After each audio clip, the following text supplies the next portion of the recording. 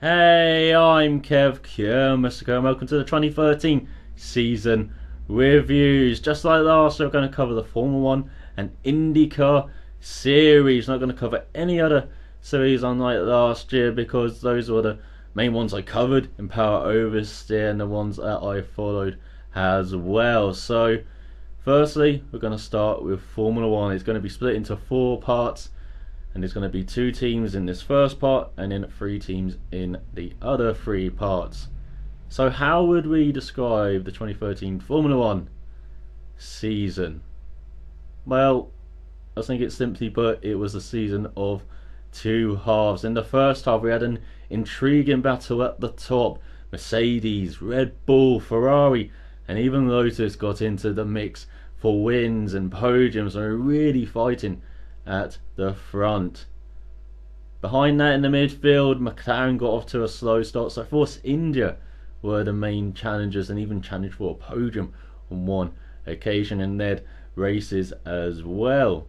You also had Sauber, who, while maybe had some pace, were struggling to understand their car, and Toro Rosso, they were mainly consistent in the first half of the season. And then at the back we had Marussia and Caterham. Caterham struggled with their car in pre-season and Marussia got off to a fast start. But by the end of the first half of the season we're starting to see Caterham get on top of their car, get on top of their problems, get on top of Marussia as well in races. And then came Silverstone and Pirelli, who had gone for aggressive tyres, very aggressive soft tyres at times that were more like qualifying tyres than race tyres. And with this 2-step gap in the compounds at race weekends, creating some interesting races, some 4-stop races as well at Spain, and some big worries about the tyres as they started to delaminate and at times fell just randomly on the cars. And no other weekend that showed that more than the Silverstone, the British Grand Prix weekend, when Perez had issues with the tyres in practice, and then in the race he, Massa, Verne and Lewis Hamilton all had failures, with other drivers such as Vettel and Rosberg and Alonso coming very close to having failures as well. And so there had to be a resync on their tyres, and so they went back to Kevlar construction tyres. They were steel belt tyres, and they had 2012 construction tyres from Hungary instead of 2013 construction for Pirelli. And so came the switch of tyres, and so came the development race as well. And so we saw the teams that are struggling at the beginning starting to get on top of their cars. McLaren, Sauber and Red Bull, they kind of struggled with their car because they built a car that was too fast for the 2013 Pirelli tyres, which is a pretty ridiculous paradigm in recent times for Formula 1. But in the second half of the season the tyres helped their car kind of get closer to the philosophy that Adrian had designed it with. And then came 9 straight victories for Sebastian Vettel in the second half of the season, a 4th consecutive title for Red Bull, 4th consecutive title for Vettel, the longest 4-time world champion, the first guy to achieve his first 4 world titles in a row. And so Red Bull by the end of the season had a few tenths on the rest of the field, which is a massive gap in modern times in Formula 1, especially since the 2009 overhaul in the regulations. But then you had behind Mercedes and Ferrari. They were still fighting hard, even though Ferrari kind of dropped off a bit on their development, and Mercedes kind of got consistent, a bit stronger near the end, especially with Nico Rosberg and Lewis Hamilton. You also had Lotus there, but Kimi Raikkonen was struggling with a bad back after Singapore especially. But Roman Grosjean, he came to party, and we really saw perhaps a star born in that second half of the season. We also saw McLaren starting to get on top of their car and actually go back to old settings, which worked on it. And even though they didn't really move that much forward as perhaps most hoped, they were still very solid in the top of the midfield runners, ahead of Force India, who dropped back after the tyre changes, and Toro Rosso also dropped back all those tyre changes. It took a long time for them to get over them. Same for Lotus as well. But Sauber, big updates at Silverstone, and they started. Then they look like challengers even for top 5 placings. Nico Hülkenberg, he perhaps showed he should have had a top drive at the end of the season. Unfortunately, money talks. And then behind that you had Williams, who again will have a miserable season just like 2011, and ended up the same points haul as then with 5 points. But now we start our season review at the very back with Caterham and Marussia. In the second half of the season, as I said, Caterham was starting to get on top of the Marussia, but by the end it was pretty even between the two teams. There was a great battle at the back for 10th place, and even though we didn't see much of it on the TV screens, looking up and re-watching races and watching the quotes, you could tell it was a very close battle between the teams. Even though Caterham kind of struggled with tyres, Marussia even worse struggled with the tyre changes, but both got on top of the tyres by the end of the season.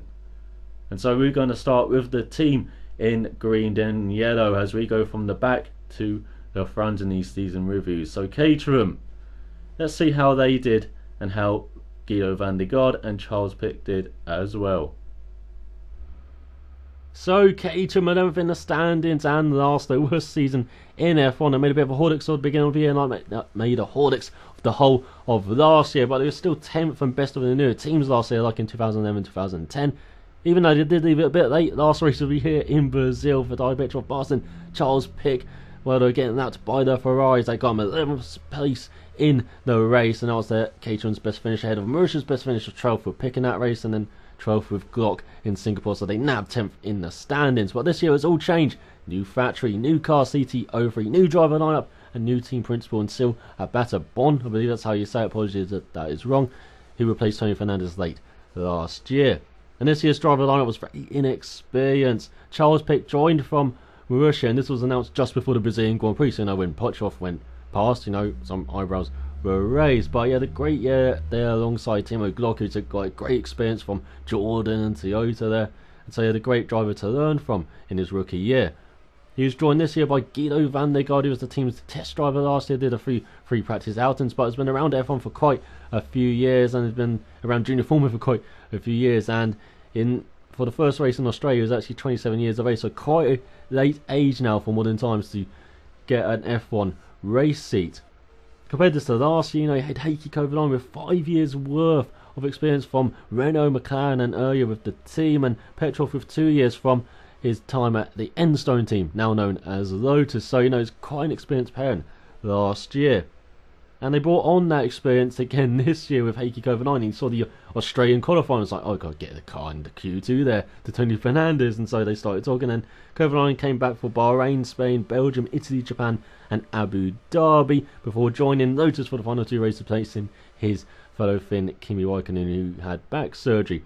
But Kovalainen was there just to bring some experienced input into the updates that were mainly had in at those races, and in the end didn't quite work out as planned. He didn't quite bring as much to the table as the team expected, and Guido van der Garde said this at the end of the year, Kovalainen, he didn't bring as much as we thought. His input wasn't much more than the current race drivers. But this year it was all about starting well at the back and then just clinging on for the rest of the year like Marussia did. It wasn't like last year he could start poorly and just develop freely throughout the year, which Caterham did to nab that spot in Brazil. He really had to start out well because you were managing resources for next year with the big changes next year. Managing resources, managing development of the car this year. It wasn't like last year where there were not many rule changes from last year to this year, and so you could manage the development or develop a bit more freely with the car last year and not worry about the repercussions for this year so much because there weren't too many changes between the rules. And to demonstrate that, in 2013 only 2 times did Marussia or Caterham finish ahead of the other teams, with Pic ahead of Esteban Gutierrez just in Bahrain and Guido van der Garde ahead of Maldonado in Belgium. In 2012 it happened 8 times for Marussia Caterham to a lesser than HRT finishing ahead of the other teams, with Massa in Valencia, Senna and Grosjean in Germany, Kobayashi and Hulkenberg in Singapore, Perez in Abu Dhabi, and Ricciardo and Nico Rosberg in Brazil.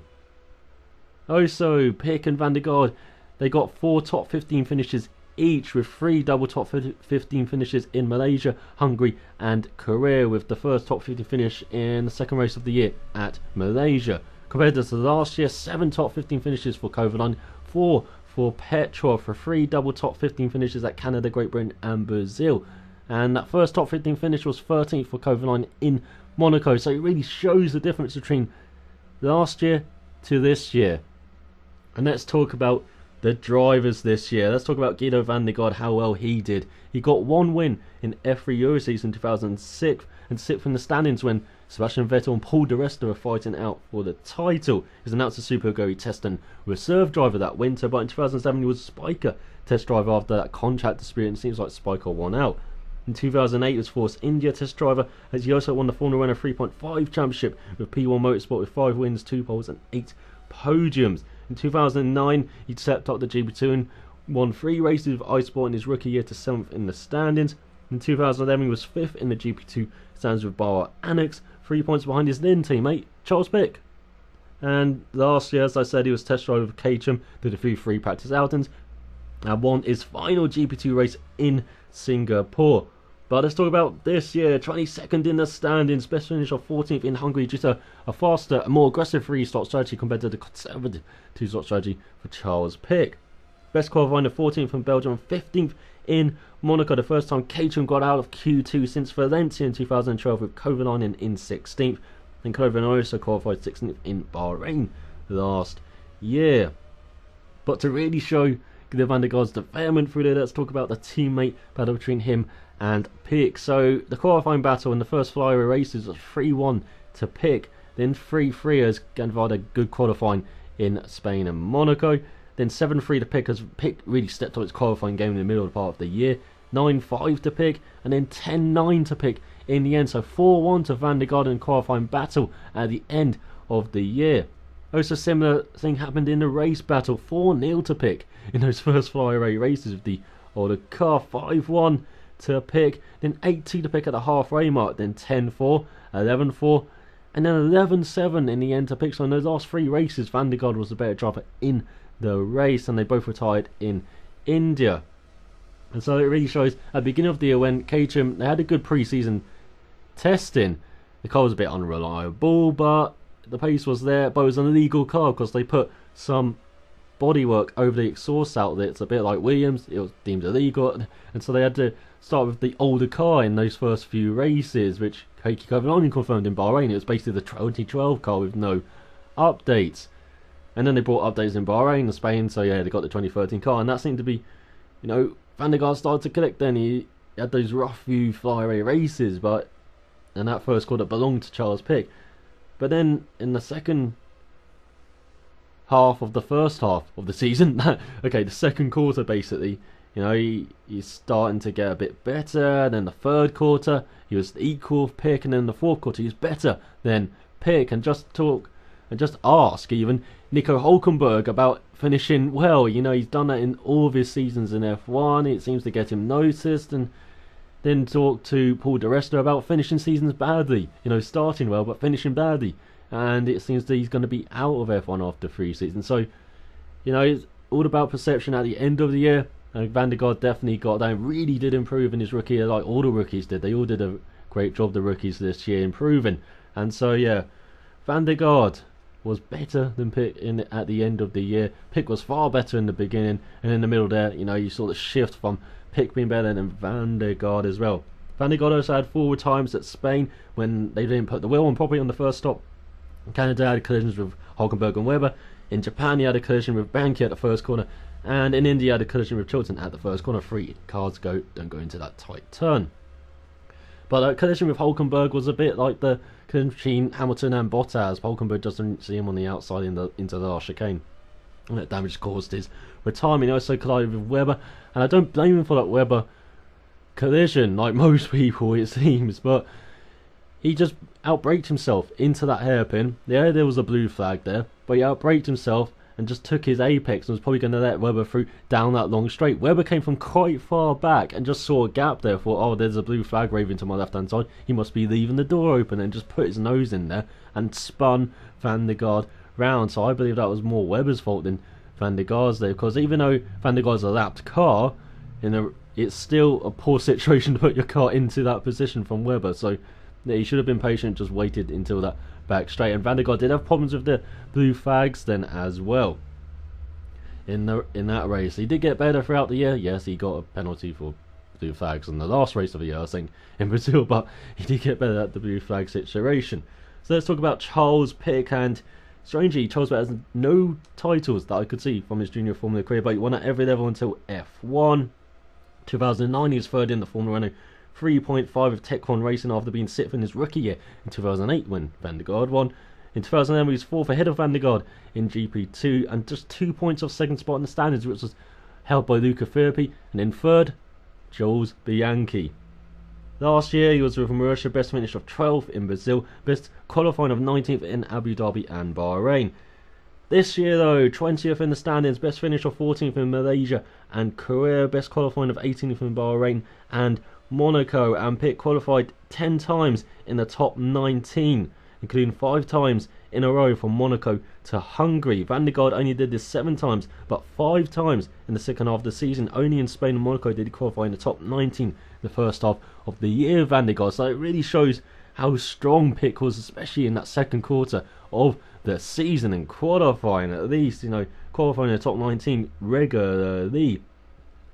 He also had 4 retirements at Monaco with a gearbox, Belgium with an oil leak, hydraulics at India, and suspension at Brazil. So, unreliability did kind of hamper, especially Charles Pic throughout the year with Caterham. Compared to last year, they only had 2 retirements for Petrov at Monaco and Australia, and 1 did not start in Great Britain, I believe, with an engine problem, and only 1 retirement for Kovalainen at Australia. So compare that to this year, reliability a bit less reliable.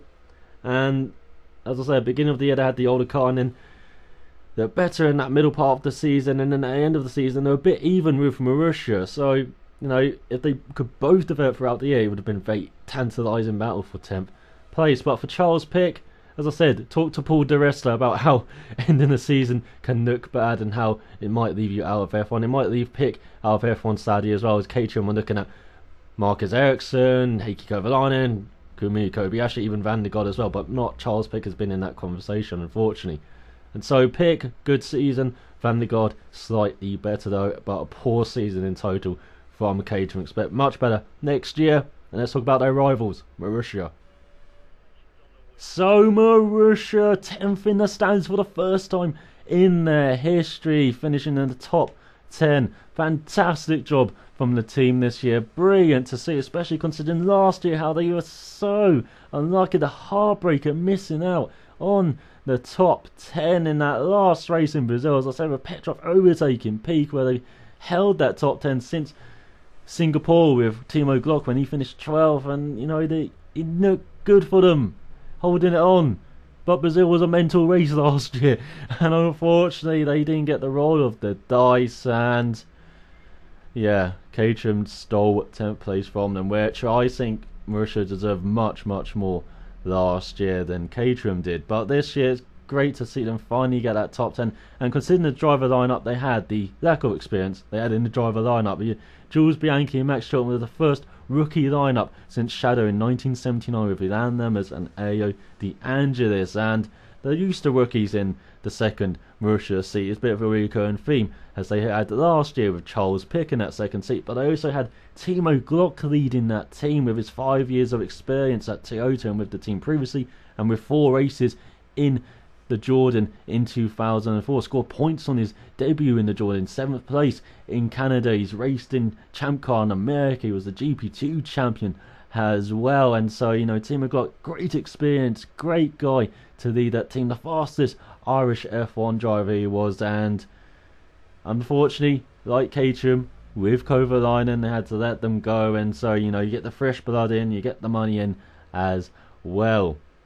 But I've been comparing him to Caterham, so let's get some stats out for this Marussia-Caterham battle at the back, or what it was. So it was 3-1 to Marussia in those first few races, taking advantage, of course, of Caterham using their old car. But it was 4-2 to Marussia after a third of the way through the season, then 5-5 at the halfway mark. So you're starting to see Caterham, with the car getting the hang of it, in that second quarter, and then in the third quarter 10-5 to Caterham after 3 quarters. So in that third quarter, just a shutout from Caterham, as they kind of developed the car. Marussia did not. It was 11-6 to Caterham, then 11-8 to Caterham. So when Marussia brought updates to America and to Brazil, they were a bit better in America. It was a bit more even in Brazil, but they were a bit better. It was a bit more equal as well, that battle. So if it was like 2012 where they could develop through the whole of the season, it would have been great to see this battle at the back. It would have been very even. It might have even been closer to the midfield as well, as the base cars looked quite good as well. So it's just a shame they couldn't really develop or push their resources towards this year. It was more about managing them, and then of course pushing for next year as well. And about the drivers, and Bianchi and Peak and Van der Garde v Chilton. So Bianchi v Peak, it was 3-2 to Bianchi, then 5-5, then 8-6 to Peak, 9-7 to Peak, but 9-9 in the end with both retiring in Monaco. For Van der Garde and Chilton, it's 3-1 to Chilton, then 5-1 to Chilton, then 7-3 to Chilton, then 7-7, and then 10-9 to Van der Garde in the end. Chilton did not finish ahead of Van der Garde in the second half of the season. It shows great development from Van der Garde, shows a bit of the development from Caterham. Does it show a bit of the lack of development from Marussia, or does it just show the lack of development with Chilton, or less capable driver he is for developing? Maybe. But let's talk about the drivers then. Let's talk about Max Chilton, 2005 T-Cars Autumn Trophy 3rd place, 2006 second in the T-Cars, 7 wins and 7 poles. From 2007 to 2009, he was in British F3 and finished 4th in the standings in 2009 with a win. In 2010 and 2012 he was in GP2, and he finished 4th in the standings last year with 2 wins, and he was the Marussia test driver, and of course got promoted this year, and he was 23rd and last in the standings. His best qualifying was 16th in Belgium, and best race was 14th in Monaco. But he was the first rookie to complete every Grand Prix in their maiden F1 season. Thiago Monteiro almost did this for Jordan in 2005, completing 18 of the 19 races. Then he unfortunately retired in Brazil. He's also the first British driver to finish every race since Jim Clark in his first championship year in 1963, and that's when Jim Clark won quite a few races. I think he won every race that year, or every official championship world championship race. So he's in an illustrious company there for finishing races.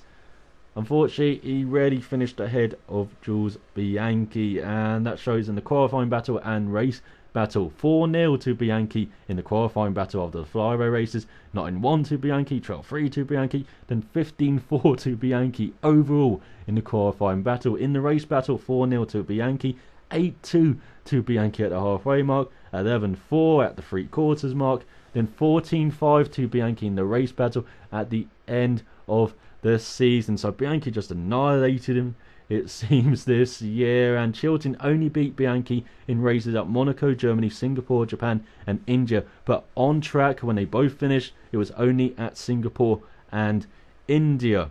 And Chilton only qualified in the top 19 3 times, at China 19th, Monaco 18th, Japan 18th.